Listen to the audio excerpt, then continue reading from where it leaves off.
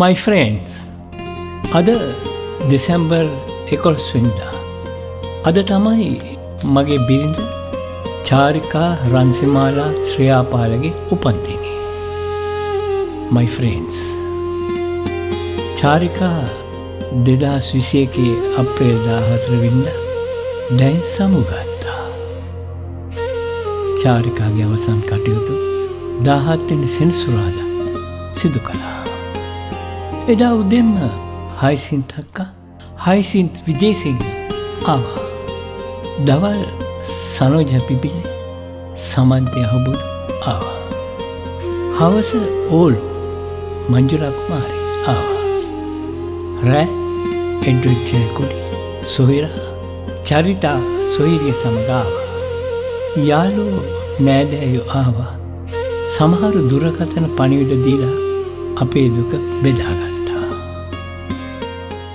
චාරිකාගේ 7 දවසේ බණ මතක බණ පූජ්‍ය මහාචාර්ය ඉන්දුරාගාරයේ ධම්මරතන හිමියන් පැවැත්තුවා. ඒ සුමధుර ධර්මදේශනාව ශ්‍රවණය කරන්න හැමෝම ආවා.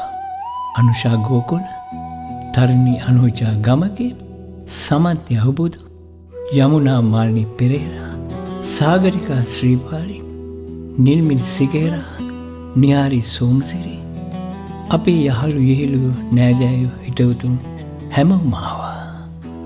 My friends, ඔයාලගේ ආකර්ශනීය සුන්දර නළුවා හේමල් රණසිංහත් ආවා චාරිකාගේ මතක බණ අහන්න.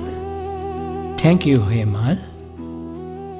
ඔබ සැමත් චාරිකාගේ මතක බණ YouTube තුලින් අහලා චාරිකාට පින් දෙන්න. YouTube link ED ශ්‍රියාපාල. මේ බුදුහාමුදුරුවෝ දේශනා කරලා තියෙනවා ඇඟ ගැන. ඇඟ ගැන විද්‍යාවට කියන්නේ කායික විද්‍යාව නැත්නම් කාය ව්‍යවච්ඡේද විද්‍යාව කියලා. ඒක ඉංග්‍රීසියෙන් කියන්නේ ඇනටොමි කියලා. ඒක වෛද්‍ය විද්‍යාව හදාරන හැම කෙනෙක්ම ඇනටොමි හදාරන්න ඕන.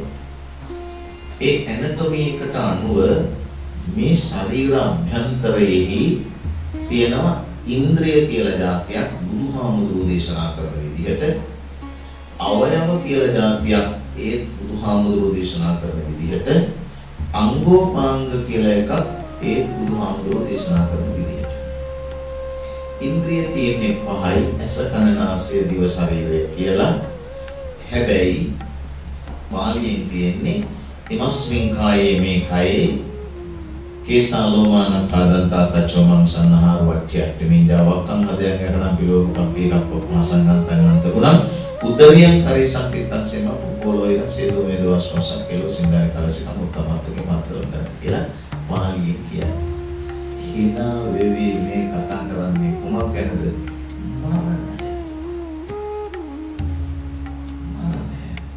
මරණය විෂාදයට කාරණාවක් නෙවෙයි. මරණය කඳුලට කරුණක් නොවේ. මරණය අවබෝධයට තමයි. මරණය වටහා ගැනීම සඳහා වන මාතෘකාව.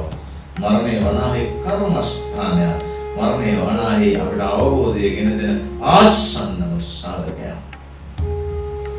මරණය වනාහි නිශ්චිත අත්දැකීම් අතර එකම නිශ්චිත අත්දැකීම.